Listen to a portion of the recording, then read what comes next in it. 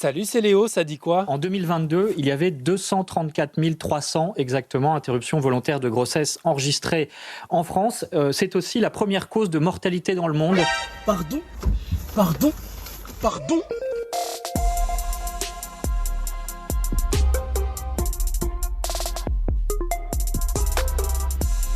Voilà comment on menace l'avortement en France, réagit le sénateur communiste Yann Brossa après la diffusion de cet extrait dimanche sur CNews. C'est aussi la première cause de mortalité dans le monde, 73 millions en 2022.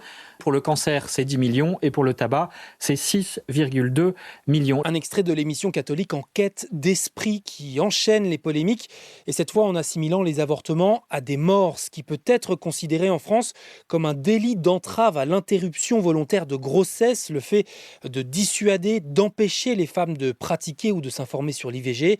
C'est passible d'une peine de 2 ans de prison et de 30 000 € d'amende. Les députés socialistes ont d'ailleurs signalé cette séquence à la justice.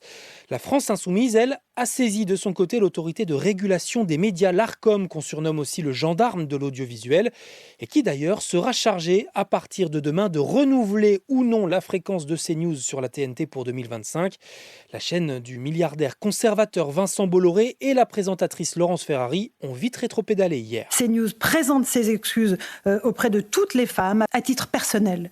J'ajoute que cette loi est très importante pour moi comme pour toutes les autres femmes et j'espère très sincèrement que ce droit acquis de haute lutte par nos mères, par nos aînés, sera inscrit dans la Constitution. Bon, je sais pas toi, mais moi à Paris, j'ai entendu la pluie toute la nuit. Mais c'est rien comparé à ce qui s'est encore passé hier dans le Pas-de-Calais. On s'habitue pas quand même aux inondations. 3e montée des eaux en 4 mois pour ce monsieur, Noël, qui répond à mes collègues de France Bleu Nord dans le village de Bourte. On s'habitue pas, non. Tu dors plus de la nuit. Dès qu'il pleut, là, t'as l'oreille, là. Hop, attends, je vais me lever voir ce qui se passe. Je veux dire, c'est pas une nuit. Toujours autant de pluie chez moi. Le Pas-de-Calais, toujours en vigilance orange crue ce mardi, comme la Gironde, la Dordogne et les Deux-Charentes. Hier, en Normandie, un arbre est tombé sur les voies SNCF entre Le Havre et Rouen. Plus d'électricité, 200 passagers bloqués plus de 8 heures dans un train. Il n'était plus possible d'utiliser les toilettes puisque la chasse ne marchait plus. Je vous laisse imaginer tout ce qui se passait. La tension est montée. Il y a même une personne qui excédait, a brisé une fenêtre et a sauté sur la voie pour partir en marchant. Chez moi, y a du soleil 40 jours par an. Tu peux passer la plupart de l'année à l'attendre. Dans le reste de l'actu ce mardi, nous ferons tout ce qu'il faut pour que la Russie ne puisse pas gagner cette guerre. Alors cela passe-t-il par envoyer des troupes occidentales en Ukraine? Il n'y a pas de consensus aujourd'hui pour envoyer des troupes au sol, mais rien ne doit être exclu. Des propos volontairement ambigus selon mes collègues du service international de Radio France. Emmanuel Macron réunissait hier à Paris une vingtaine de chefs d'État pour appeler à un sursaut dans la guerre en Ukraine. Pour l'instant, il préfère tout de même insister sur un engagement à produire plus d'armes européennes et à fournir à l'Ukraine davantage de missiles à moyenne et longue portée. Et je te signale également rapidement cette annonce du ministre de l'Intérieur en faveur de la création d'un statut d'imam de France avant la fin de l'année. Gérald Darmanin veut des imams francophones payés par les mosquées et non par des organisations liées à des pays étrangers et surtout formés 1 an dans des universités à la laïcité.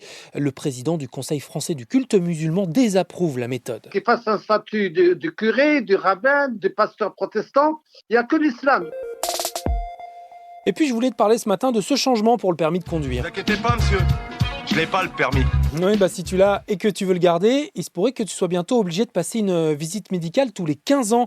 Une mesure qui doit d'abord être débattue ce mardi et mercredi au Parlement européen. La visite que nous proposons aujourd'hui, c'est une visite dès l'obtention de son permis de conduire. L'eurodéputée écologiste Karima Delli veut lutter contre la mortalité sur la route en faisant passer des tests d'ouïe et de vue. Quel que soit l'âge, vous pouvez être très en forme à partir de 80 ans, conduire votre voiture et avoir aucun problème, contrairement à quelqu'un qui a 40 ans et qui a un début de maladie, etc. Qu'est-ce que t'en penses, toi, de ces visites médicales pour continuer à conduire ?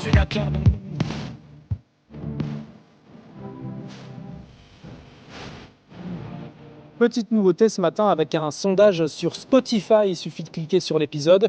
Tu peux aussi, comme tous les jours, m'envoyer un vocal sur la page Ça dit quoi de franceinfo.fr et n'oublie pas de t'abonner pour m'écouter tous les matins.